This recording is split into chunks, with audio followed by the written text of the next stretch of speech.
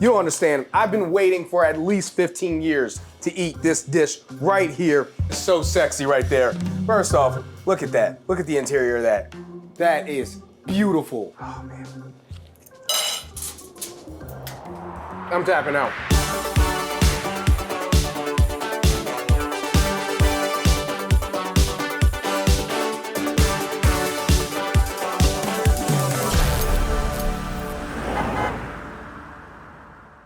What's up, everybody, and welcome to another beefy episode of America's Best Restaurants. Today, we are in sweet Idaho as I am getting ready to check out Anderson Reserve. And I understand the meat here is just too sweet. So I'm gonna go inside and have some fun and get to the eating.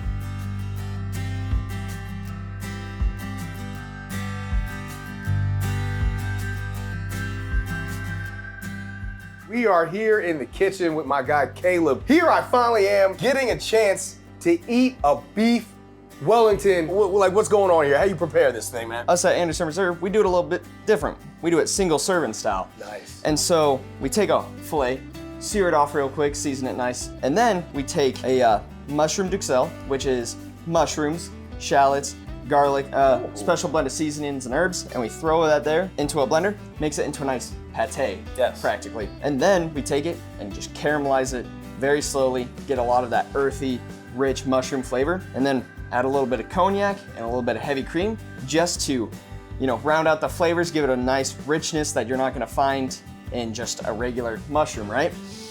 And then we take the filet, just rub all that pate, that mushroom duxelle, on that filet and wrap it in prosciutto. And that prosciutto serves the sole purpose of locking in the juices, locking in that flavor that allows the puff pastry to just crisp up when you cook it. But so you take that entire combination and wrap it in a filet, brush it with a beaten egg, sprinkle some flaky salt on top of it, and pop it in the oven. And you just let it bake, let it crisp up, and pull it out, and it's just heaven. I'm gonna have to go ahead and give this a try because this is like an expensive Hot Pocket right here, with the nice crisp and all the delicious food in here. So I gotta get into this because I've been dying to get my hand on this right here. So here we go. I've been so excited for this. I've been waiting for this for so long. I'm gonna cut right down in here. Oh, so tender. So tender. Here we go. That is so sexy right there. First off, look at that. Look at the interior of that.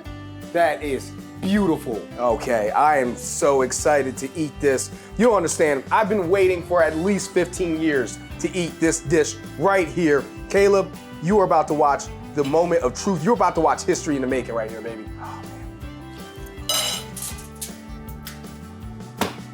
man. I'm tapping out. Oh my goodness. Bam! Dude! That is so delicious. I mean, so savory. That puff pastry is so light and delicate. That filet is so tender, so soft. All of it comes together perfectly, and you crushed it, man. You crushed it, dog. I really appreciate you sharing this moment of triumph for me, where I could finally eat my first Beef Wellington. I'm Wellington up right now. Thank you so much, Caleb. You're welcome. But I think it's time right now for me to go hang out and have a great meal with Paul and eat a lot more delicious food. And I got Paul. He is the owner of Anderson Reserve. And first off, I've already told Paul, I'm gonna be ordering some of their meats, and we're gonna talk about this in a little bit. I'm gonna be ordering some meats to get delivered to my house. I'm gonna be a customer as well as a host for you today, my guy. But everything that I've seen coming out that kitchen is absolutely phenomenal, man. You guys are really crushing it. Such a beautiful location on top of excellent food coming out the kitchen. You gotta be really proud, man. Well, thank you.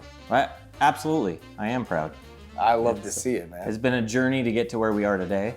It didn't start out as a restaurant, but we've definitely become a restaurant. And I think we serve some really fine meals. This is fine country dining at its best. Yes, sir. I mean, I don't even know if I would call it country. This is elevated and elegant, and I can see this in any, top-notch city in the world. Going in, and you just happen to be in the country. No, absolutely, I appreciate that, but what happened we used to claim it fine dining, right? But then you come all the way out here to Sweet Idaho, which is an hour drive from everywhere, and we don't have the white tablecloth. We don't have basically the pretentious setting. We have a very relaxed atmosphere, but we still send out fine dining food. And there was a couple occasions where people thought that maybe the setting wasn't fine dining. And so we kept trying to get the word fine and dining farther and farther apart. So it became fine country dining, because you can get fine dining, but it's in the country, and you get country hospitality. There you go. And you just get to enjoy your time here. All right, Paul, just set me straight. All right, I say this ain't country. You know, he said, no. This is country and dining, but we're just trying to separate. Okay, so fair enough, my guy. So, I mean, you, like you just alluded to, this wasn't the original plan. Like, you know, you kind of, I don't want to say fell into it, but kind of circumstances kind of changed, you know, how things were going, because this was a butcher shop initially, right? Sure, well, the Anderson family has been in the butcher shop business since the 40s. My grandfather started in it, moved on. I'm a third generation butcher. We used to service, 5,000 plus restaurants, hotels, institutions in Colorado. And I moved out here with a different idea of what our family business was, or what could be, and what I thought was going to be a butcher shop with a way to taste our product. And if you liked it, then you would buy a prime rib for your Christmas dinner. Has really evolved. We needed a way to prepare food, and the kitchen grew, the idea grew, and then the restaurant took the limelight. Wow. And it just snowballed into what it is today. Yeah. We're in Sweet, Idaho. We bring everything in primals. We bring in only USDA prime. We put it in a dry age cooler. We age it for 3 weeks before it's ever cut, ever put on a menu. And I really do believe that starts to hold the key to why we're so good at what we do. The pride that I hear coming out of your voice when you talk about not just the meats, but the family history, the lineage that you guys have, third generation. I mean, third generation anything is just really special. You're absolutely right. It's hard to get to a third generation, and I'm really proud.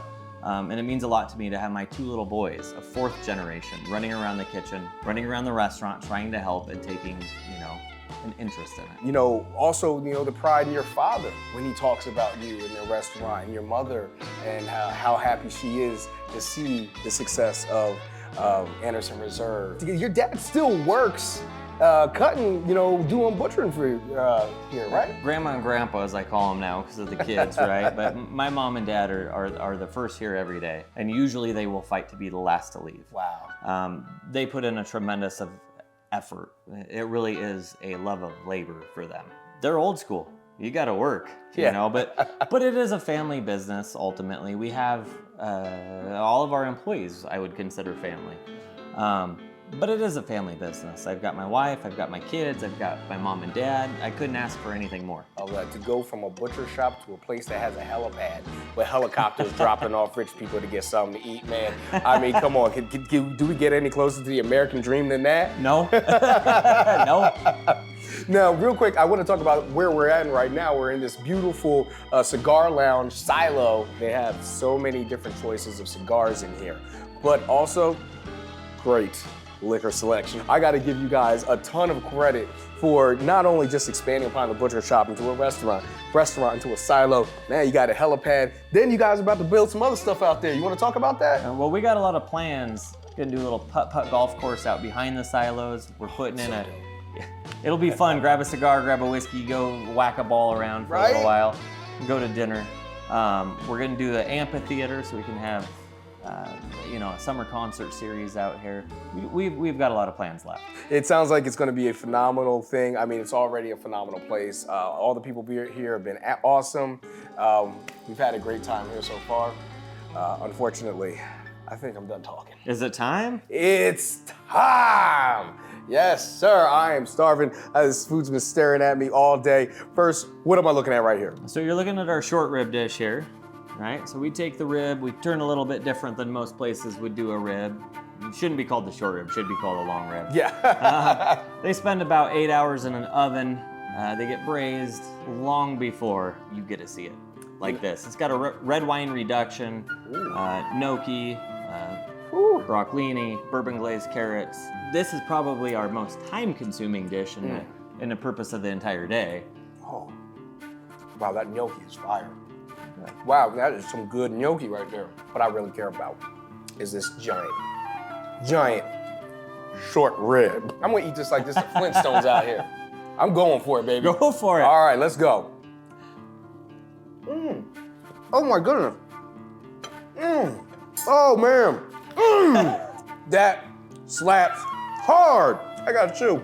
I took such a big bite. I didn't expect it all to come off like that. It just falls off the bone, it really does. It's part of the problem when we're putting it together on a plate. The darn thing just falls off the bone. It was delicious. So tender. The wine reduction was so flavorful. Paul, that was phenomenal. Well, good. Yeah, man. So, Paul, what am I looking at here? What's going on? So this is gonna be our 24-ounce cowboy. So it's a bone-in ribeye. Oh. Starts out as, USDA prime.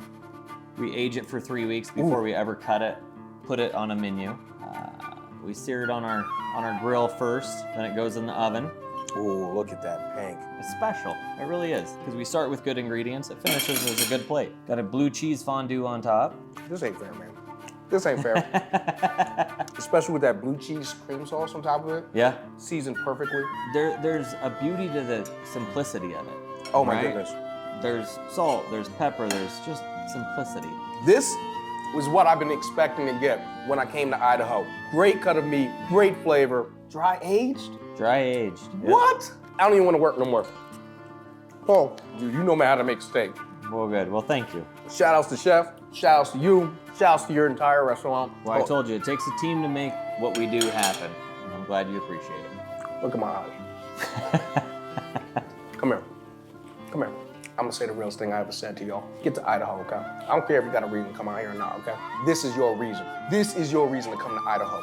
You need to get down here to Anderson Reserve. Not now, right now. This ribeye, that short rib, that beef Wellington, it's all the trip. That's all the trip you need.